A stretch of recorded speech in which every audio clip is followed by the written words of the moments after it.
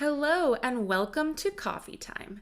Coffee Time is a space where magical humans come together for some real talk, strong coffee, and powerful introspections on whatever is top of mind right now. My name is Natalie, and I am your host for this channel and today's super exciting conversation. The idea behind Coffee Time is that you are in your favorite coffee shop, maybe cozied up with a book, and you begin to listen in on an intriguing conversation between folks at the next table over. For that reason, there is no big introduction. We absolutely let the conversation speak for itself, and if you do want to know more about these special guests following today's episode, I invite you to check out the show notes for more details. So on that note, let's dive right in. Hi. Hi. I'm really excited to get to chat again. As I was kind of reflecting before our call today, I was thinking about all the things we talked about in our little preliminary chat, and I was just like, there's so much that I feel you and I could probably go on about for hours and hours. But before we dive into all the juicy things, I wanted to just check in and see how things have been going for you. I know there's been a lot globally and in some instances a lot personally and partnership and all that stuff. So yeah, how are you? I am doing well. It's been a big shift. I started working at a grocery store right as everything started with COVID-19. So that's been a transition, starting a new job in a new environment for me, but also a new environment for my coworkers and the customers of the grocery store. Mm-hmm. Absolutely. Oh my goodness. I honestly, since this all happened, especially because I'm immunocompromised, I've just been staying home. I haven't left the house much, and I've been very alone because I think I told you our first chat that my partner lives in the States. So we haven't seen each other, I think, in about 2 months now.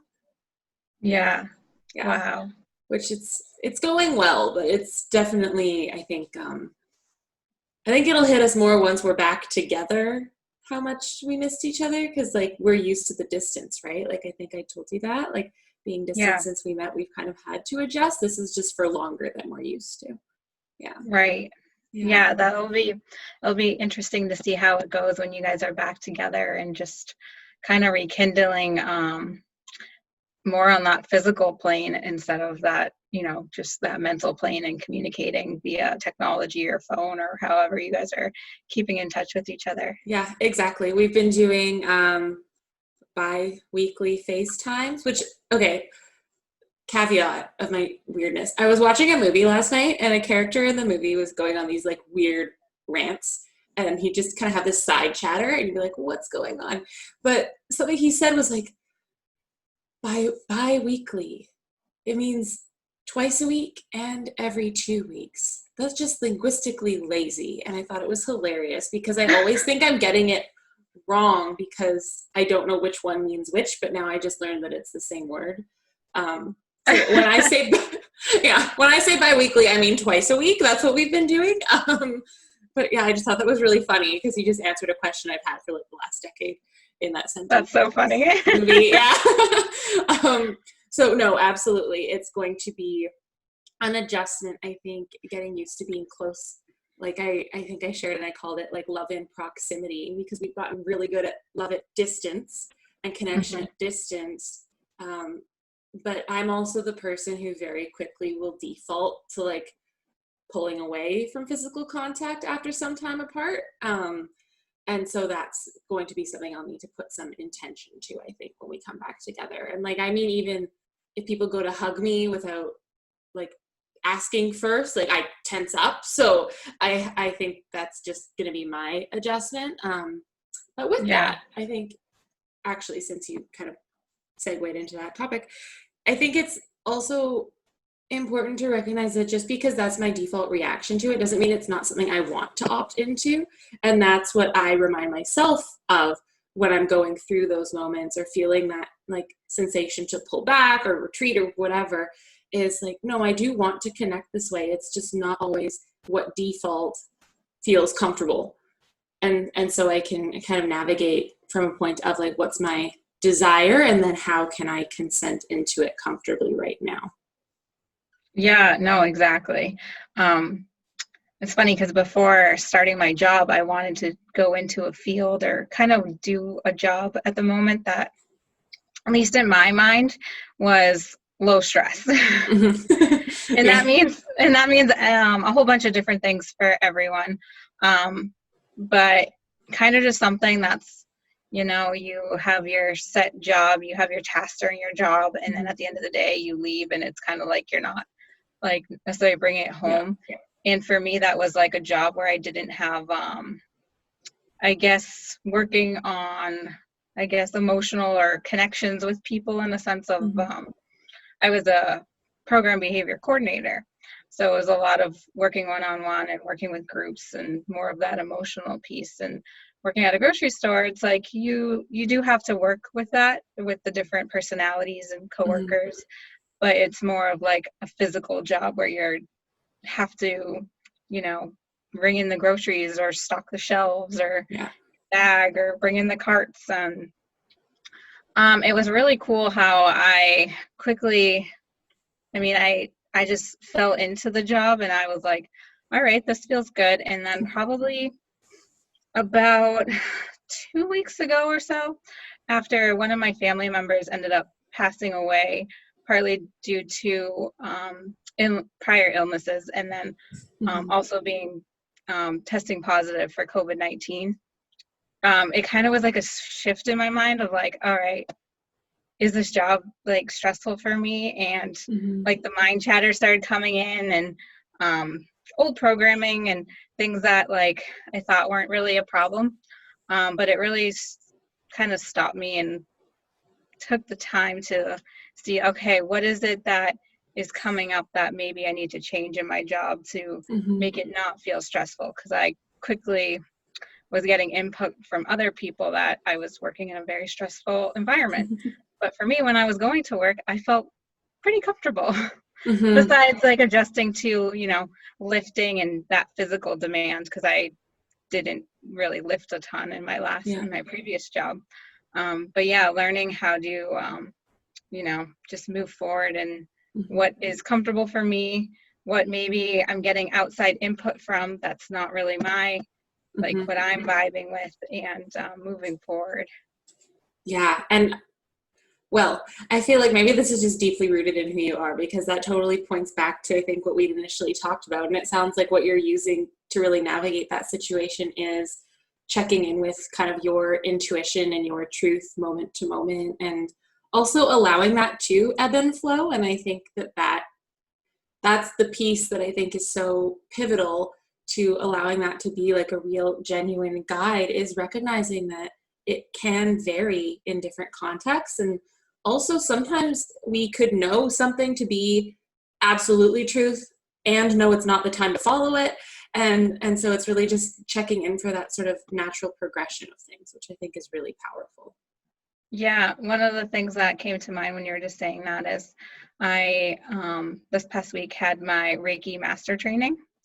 Cool. And my teacher actually said it's very important, or this time is giving people the chance to sit with the uncomfortable, and it is very difficult to do. And learning how to sit with the uncomfortable so you can really feel into that and see why it is you're feeling uncomfortable, and then being able to like push past that is very powerful. And sometimes if we try to bypass or not sit with that discomfort, we can do things that are maybe seem like a quick fix that will kind of derail us and bring us back down a path that we maybe didn't really want to go down. Oh, I love that. And I've actually, since we first spoke, I've received, I don't know how to put it, three Reiki treatments, like distance Reiki. Yep. And I went into it not really knowing, and I'm actually going to be recording like a full episode on that, which is kind of fun. But I went into it not really knowing what to expect, and was just like, okay, I'll just show up for this and like see what happens. And I think the primary takeaway that I have been passing on to other people that I think echoes for me what you just said is that if nothing else, it was half an hour to an hour of time where I was like more deeply relaxed than I can remember having felt in the last decade. And so even if there's nothing more happening that I'm like cognitively or spiritually aware of, like that was something, that was a lot actually. And I think, and anyway, I think that kind of echoes what you're saying about like addressing those things. And like, for me, it was being able to have a moment where those thoughts and fears and things weren't everything that was coming to mind, like to actually be able to fully pause them. And I think for me, that was in a sense how I needed to work through them, was to be able to realize like I could set them aside for 10 minutes and the world wouldn't fall apart. Right. Yeah. Yeah. That's awesome. Yeah, my Reiki, before starting, we kind of did like a preview into the course, and my teacher asked a question about like, why do you want to take your Reiki Master? Mm-hmm. And for me, the response is I wanted to get a deeper understanding of like a energy work for myself. Mm. And she was like, that's so interesting, because typically that's where people start for Reiki. Yeah.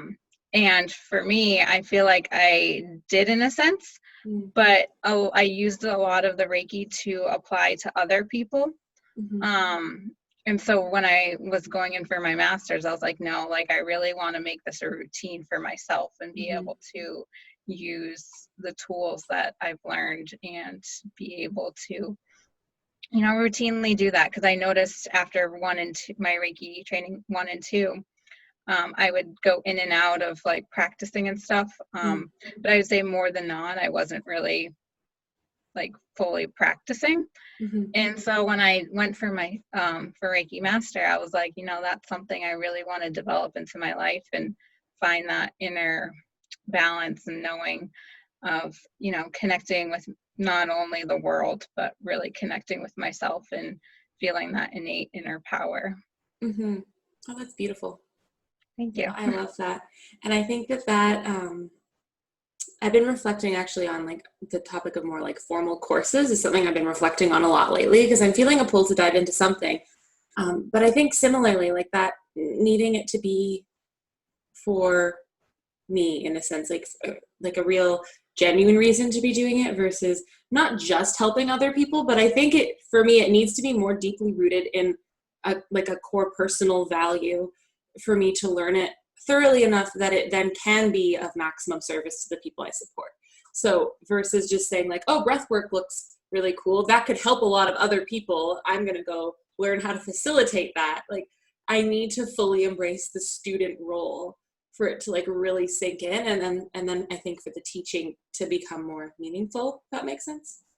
Yeah, no, I feel like I am very much vibing with that right now and that experience. And, you know, it could be even just diving really deep into Reiki for like a month could get me to that point where I'm like, okay, now I really want to share in the capacity that I've been hoping to, or whatever avenue I travel down in the future. But yeah, really, really sitting and feeling like, okay, this training is for my, like, why am I taking a training or course, and how's it going to benefit me? And especially working with other people, I really much don't like to give out tons of suggestions if I haven't done or tried it myself. For sure. That's just, I feel like something that I really resonate with, and I don't want to give out suggestions that I don't know what it is, and you know, recommend it and say, oh, this will like could work for you if I haven't even tried it myself. So yeah. No, totally. I totally resonate with that. Curious, how does your partner, husband, feel or engage with all of this more spiritual work of yours? So, or does he? There's a question. So it's very interesting you bring that up. When we first started dating, one of the things that he was very hesitant about was the fact that I grew up Roman Catholic, and I grew up going to CCD and very much going to church. CCD? It's like a Catholic Sunday school type of thing. Okay, I did, catechism, I guess is what they called it for us on Thursday nights. before Okay. Survivor was on TV, and I was always very distraught that I was going to like run late and miss Survivor. Um, and so, yeah, similarly, I grew up not probably as like strict Catholic, it sounds like, but Catholic, and went to Catholic school from grade 5 to 9, I think. Yeah, so that whole thing as well. Yeah. Yeah. So going through that, when I think it was our second date, because we met online, and it was like the profiles, and you answer questions, and one of them, I don't even remember now, but had to do with like growing up religiously, and yeah, I can't even recall the question, but it came up, and he brought up the topic as we were sitting down eating burgers. And Yeah. it kind of like created like a freeze in me, because I was like, oh man, I really like this guy. Mm-hmm. I don't want to like scare him off, but I do want to be my authentic self. Mm-hmm. And in that moment, I remember just like sharing with him like how I grew up. And it was just a very deep moment of like connecting to who I was, but how I evolved, Mm-hmm. and kind of like not getting it off my chest, but like being able to express myself and how I've evolved, and not make it like, you know, just because I was raised a certain way doesn't mean that's like how I'm practicing now or what I'm doing in my spiritual life now. Mm-hmm. Because his parents were they got divorced, and it was due to religious like beliefs. Okay. It not like his parents had two different families that had different beliefs, and that kind of caused a big rift. And Mm-hmm. he's told me that that's one of the reasons why he thinks that his parents had gotten a divorce. So Okay. for him, he didn't want to go into a relationship where that could potentially come up again. So yeah, it was a lot of navigating the waters, and for us moving forward, it's just constant communication. Mm-hmm. And sometimes I will start going down an energetic or spiritual path, and I will quickly be like, oh, does this work for my husband in a sense? Mm-hmm. And first I always check in with myself, does this work for me? Mm-hmm. And does this work for who I want to be as a person? And I always have to remind myself of that. And then I always definitely love to check in with my husband, and we've come to an understanding he doesn't want to know every detail of what I'm doing. Yeah. And it kind of confuses him if I start to share in that capacity. So it's given me a really great space to learn how to share with him what I'm doing. So even this week when I told him I was doing my Reiki Master, he actually knows my Reiki teacher, because she is a massage therapist, and he has Okay. seen her for massages. So I think just like being able to have like little connections, so he feels not like totally out of it, but like that I'm open to sharing, has made it work for us. And that continuous communication, and sharing why I'm doing what I'm doing. And I think that's given us both that chance to feel like we're in our safe space, Mm-hmm. and still able to explore Mm-hmm. how we want to spiritually. I think that's so beautiful. And I ask partially because I've been moving through that myself, where my partner, I find it kind of funny because he has engaged with certain, what I would consider to be spiritual ventures. And for me, researching all these different things, and like right now, the thing I'm really diving into is Tantra.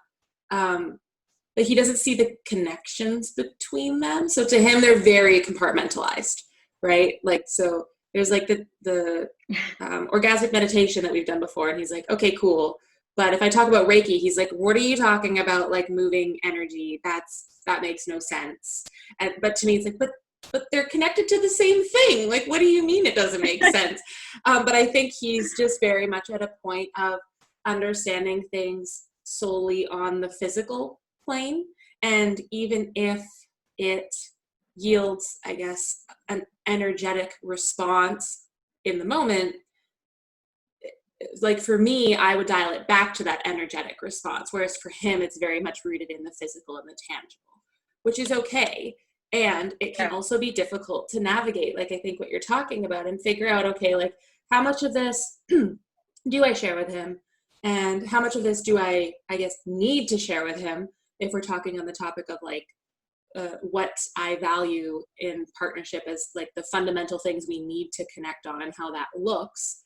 And then I think also it's that part you mentioned at the end, which I loved, is like with figuring that out, also recognizing that that doesn't mean I have to limit my explorations. Like it's fully okay to have these explorations kind of outside of partnership, so long as they're not hurting the other person. Like nothing you are doing is hurting your partner. It just, Right. he might not fully understand it or want to engage with it, and that's fine. I don't really want to play video games with mine. So, you know, so I think I really love that way of thinking about it, and that way of almost, I don't want to say negotiating, because I don't think it's like you sat down and you're like, what are our spiritual discussion rules? But recognizing that it doesn't have to be all or nothing. And it's okay to have a partner who supports that exploration, but doesn't necessarily engage or understand it themselves. Right. Yeah. And then just being able to communicate. And, you know, even if I'm doing one like spiritual or energetic practice now, doesn't mean I'll be doing it in 10 years from now or 5 years from now. I mean, we've touched on the topic of kids as well, and how we will introduce that. And, you know, it always goes back to, if we step aside from like trying to label it, we're trying to say the same thing. What we want for our children is, you know, we want certain values, we want certain ways of living, and, you know, respecting people, and, you know, respecting yourself, and finding that place where you can, I don't know, just grow into be like an authentic person, and not feel like you're someone outside of yourself or someone different than who you really are. It sounds like almost, I guess, like equipping your children with the tools to figure out who they are, and also to kind of give them the tools to allow others grace to do the same safely. Yeah. And, you know, we've even talked about it. Sometimes it might be hard for, you know, especially since me and my husband we have a lot of similarities, but we also have a lot of differences. And, you know, if our future child decides like they want to take a path more similar to their father, you know, that might evoke some anger within me. But that's not anger I should take out on my husband or my child. That's something I need to work through. And even just talking to my husband about that, like explaining that same situation, but for him, like, even if it's, say, our child wants to do something that like I'm doing or a friend of mine is doing that my husband might not agree with, him having to take the step back and looking at why it's causing so much anger, and is that path causing harm to our child or our family? The answer is no. Then let's really like sit with it and think about it in a sense.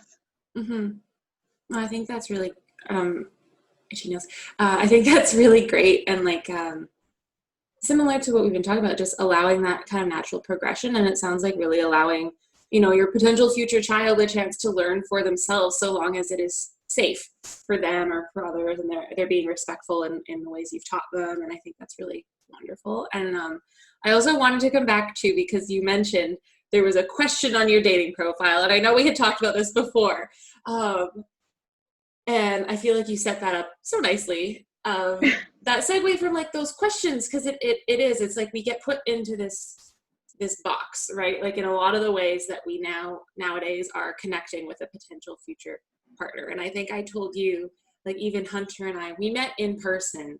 We were both using Tinder at the time. And it's funny I'm bringing this up, because I was just reading over like an old post of mine on Instagram, and it mentioned this story.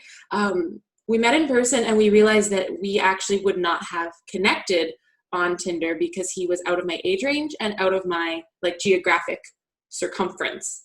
And so it's like that, those input questions, you know, when we go into that, I feel like it kind of forces us to pigeonhole ourselves in a sense.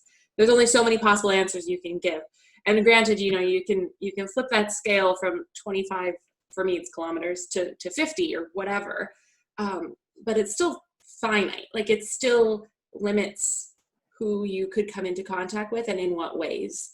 And I see that a lot in the online space with people asking about like, how should I write my profile? Should I be explicit about what I want?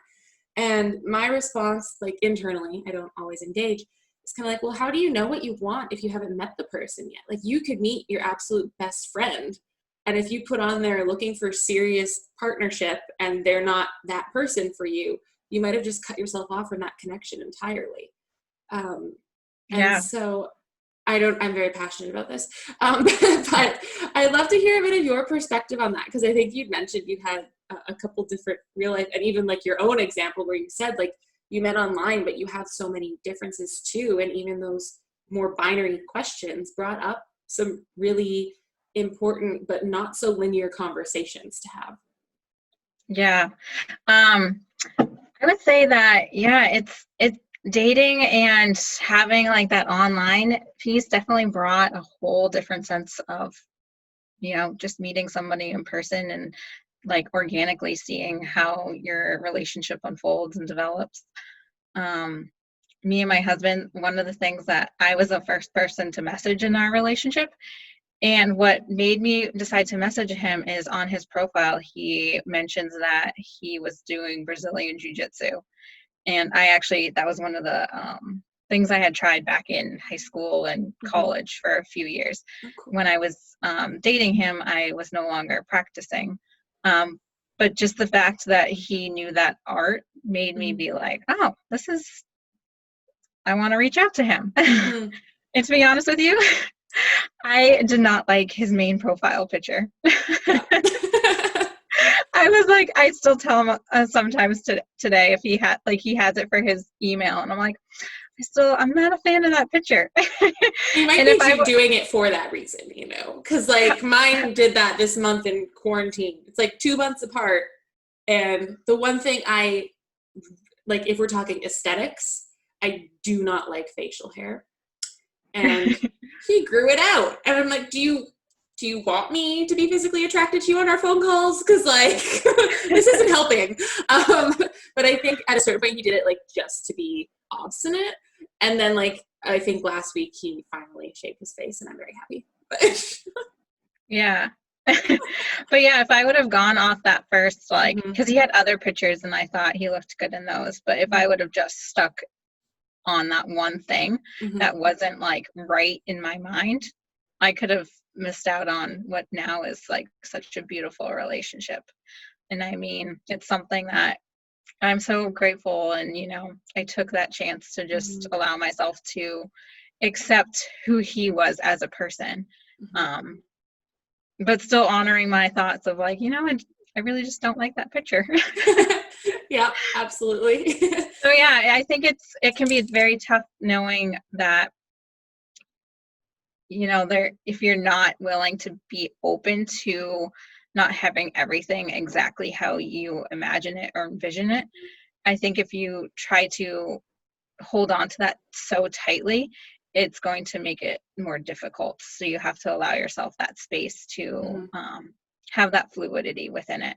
And, you know, sometimes like I said, it could be tough, but then it's ironic because when you let go a little bit, it sometimes just comes so much easier. Yeah. No, absolutely. Like I have that come up a lot in like my mentoring that I do, and a lot of, you know, especially when we're working through, I think like, and I wonder sometimes I think these lists, there's a whole lot of thoughts in my head right now, these lists that people have, and like the lists that are given to us in like an intake form on a dating website. And like, I've used not all of them, but I've used those. Like I get it. It's interesting. Is it serves a purpose. And I think it also can be very beneficial at times where maybe in past, certain things have come up in a relationship that were quite traumatic or, quite detrimental to the partnership or seemingly detrimental, like as we moved through it. And so it's a chance for us to be really clear and say like, okay, well, I know I don't want that again. Like your husband saying, this is what I witnessed in my parents' relationship, and that is not something that I want. And I think it's really powerful to be able to identify that for ourselves. And, whether it's on a personal list or an explicit list online, it's kind of that same act of identifying those things. And I think the part that sometimes irks me is that those lists, and like even the personal one, is continuing to make that thing external to us. And so in a way, it's like taking away any sense of control or agency that we might otherwise have. It's putting everything on that other person. And I feel like it's kind of ironic that we would put the full responsibility of something on the other person when ideally, like, we know what we want and we know our values and that sort of thing. So for me, those lists end up being kind of a compass back to personal values. And so I think, take the aesthetics part aside, because there's that, aesthetic connection, hormonal connection, whatever it is that comes up on like the physiological side of things. But if we're talking more like emotional, mental, spiritual, and all of that, I think the cool thing about those lists is like we get to re-articulate them for ourselves. And then through integrating that step, like you're talking about in those moments, that might be what helps us to say, okay, well, there's that first profile picture I'm not really a fan of, like, I'd love to still connect with a new person over coffee for an hour. So I'm going to go into this with that intention or whatever it might be. And so we don't allow the lists to limit our interactions. We can kind of re-articulate them in a way that guides our actions, if that makes sense. Yeah, definitely. No, I definitely agree. And one thing I've been hearing and seeing a lot is like moving forward or making a decision. Is it coming from a place of love or is it coming from a place of fear? And maybe in that moment I wasn't thinking about that, but in that moment it just felt like a place of, probably not the same love I have for my husband now, but a place of like love, like, that's something that I'm pushing aside. Like, it's not like I'm not fearful of that. And I'm so glad I did, because the first moment I met my husband, I saw him walking towards me and I'm like, wow, he's really good looking. So it's so funny that, in my mind, I let that one little thing at first maybe be like a factor that could have hesitated me moving forward. Yeah. But I'm glad I trusted in that sense of, in that feeling of like, nope, this feels like love is coming through and not a place of like fear. Well, it's similar to our story in the sense that when I first met Hunter, which is not when we like started dating or anything, like when we very, very, very first met, I saw him staring at me, which apparently was because of my earlobes, because he was jealous because they're like bigger than his. And I turned to the person next to me and I actually said, finally, someone somewhat attractive is here. That's what I said. I told Hunter at first that I had said, finally, someone attractive is here. And I later disclosed to him what I had actually uttered, which is kind of funny. And so it was like my first reaction was pretty much the same as yours. Probably because I think he had a bit of facial hair at the time, like, let's not lie. And but then the first time we actually hung out one-on-one, and that was like about a month later or whatever, I had that instant feeling of connection and like that knowing. And so similar, like maybe it sounds like for you, like it was like a full body exhale in that moment and just like, yeah, this is where I'm supposed to be right now. And yeah. So it's funny. It's like that. Yeah. That first reaction was, well, it was probably me just being a little bit snarky, but it also, that wasn't truth. Like I needed to kind of just be present and show up for it and allow the connection to happen.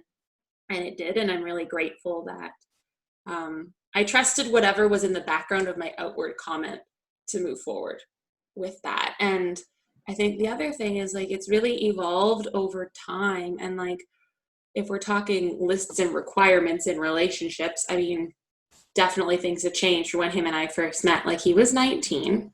I think the first weekend we hung out, I helped him move back home.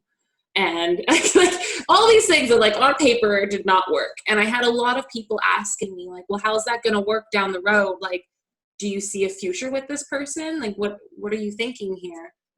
And I was like, well, and for me, like, marriage was never a priority. As you know, we are now engaged. You know that because I told you.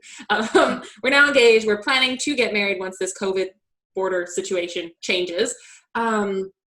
But like, if he lived here, would we be getting married? Like, I don't know, right? Because we could be together 24/7 without that being something that needed to happen.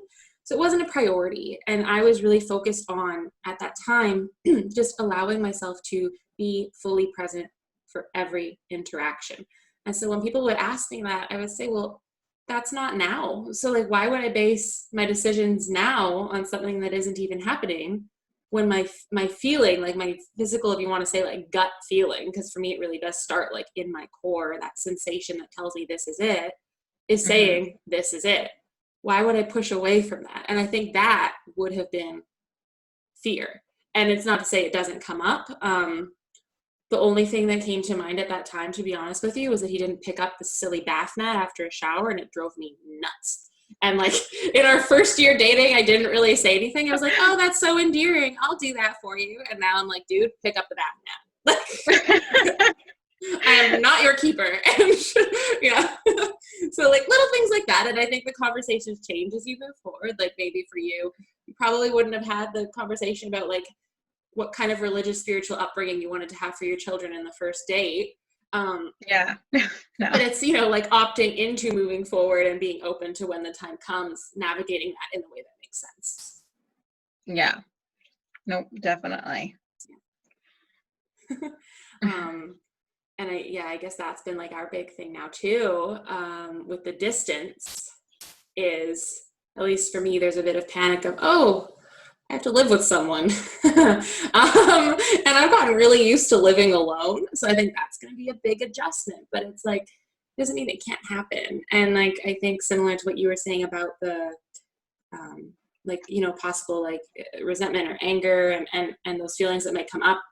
And for us, I think that's come up a bit where I've shared, like, I really like my alone time, and him needing to realize that's not about him. Right? It's not me saying I don't want time with you. It's me saying I need time by myself. And just distinguishing that has been really important. Yeah, I've started to realize in my relationship with my husband that, you know, when I'm really upset, or I feel really like invested in like a conversation or something I'm super passionate about and he's not quite understanding, I get the most clarity when I say I need a break, or I need to go, you know, chill upstairs for a bit. Or even say like, hey, how about you do your thing? And just take that, like, sometimes it's 5 minutes, sometimes it's 20 minutes, sometimes, you know, it's an hour. But for us, we learn that we need to kind of resolve it before the next day. And it just, giving each other that space is so helpful, because for me, sometimes when I'm in that intensity, I can just get even more intense and more intense, and that's not how I want to communicate. I want to communicate from a place of like, all right, I understand now what it is exactly that I'm feeling and why I'm feeling it, and here's how I can communicate it in a calm manner, instead of, you know, say I start sharing my piece and he's not understanding, and then I get frustrated that he's not understanding. It's creating that disconnect. And sometimes having that space is so good. And I've taken trips without my husband. So for me, I love to explore. I love to go see people. I love to, you know, just be able to have that freedom to go hang out at someone's house or go on a girls' weekend. I was going to plan a retreat. I actually did plan a retreat with one of my friends in April, and it was going to be like a sisterhood, spirituality, energy you know, just what I need for myself. And because of everything going on currently, that didn't happen. But yeah, just knowing that, you know, those are things I need. I love to travel, and, you know, maybe that's not something my husband, that's not his priority. Maybe he wants to go on a trip once a year with me, and that's fantastic. But as long as he respects that that's something that it lights me up and moves me forward in my life is good. And, you know, having space and time to reflect is good. But he also knowing too that with too much time, it could turn it, and then we could get disconnected in another way. Yeah, I understand that. So there's definitely, it's a balancing game, and flowing. And, you know, if you're going one way, it's not necessarily a bad thing, or if you're going the other way, but just learning how to flow back and forth with each other. It's not, when you're in a relationship, it's two people. It's not no longer just one person anymore. Absolutely. I am someone who loves independent trips, and like even when I have gone places with friends, I've learned that I really love the times where I get to explore on my own. And so, or going on trips by myself. Like I've gone back to, because I went to university in Toronto, and so I've gone back to visit, and I have tons of friends there still, so I'll get to see them. But the thing I really love about it is that in between seeing friends, I'm walking the city on my own. And I love that feeling of just being in solitude. Like there's plenty of people around, but just in solitude and exploring.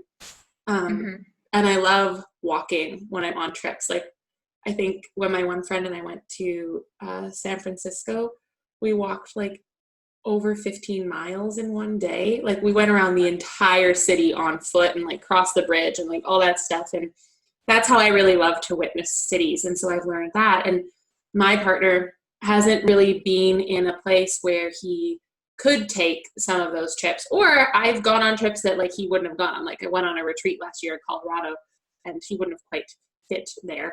And I'm really, I mean, there's a part of it that's like, not that it would matter if he had a problem with it, because I'd go anyway.